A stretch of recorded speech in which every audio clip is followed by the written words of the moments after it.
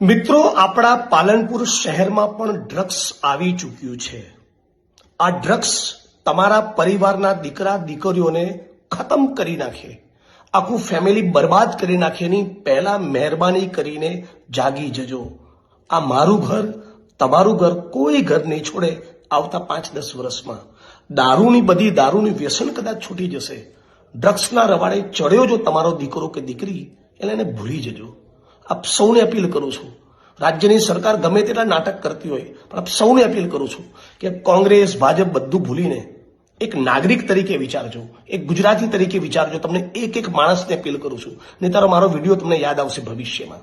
કોઈ પણ સંજોગોમાં પાલનપુરમાં, બનાસકાંઠામાં ડ્રગ્સ નહીં વેચાવું જોઈએ, થરાદમાં, આપણા ગુજરાતમાં ક્યાંય નહીં વેચાવું જોઈએ। હું ધીમે ધીમે સ્ટેપ બાય સ્ટેપ આખા ગુજરાતમાંની મુવમેન્ટ કરવા માંગુ છું। આપ બધાને વિનંતી કરું છું, પ્લીઝ આ મુદ્દે મારું સમર્થન કરો, મારા ટેકામાં આવો, સાથે મળીને પાલનપુર, બનાસકાંઠા અને આપણા ગુજરાતને બચાવી લઈએ।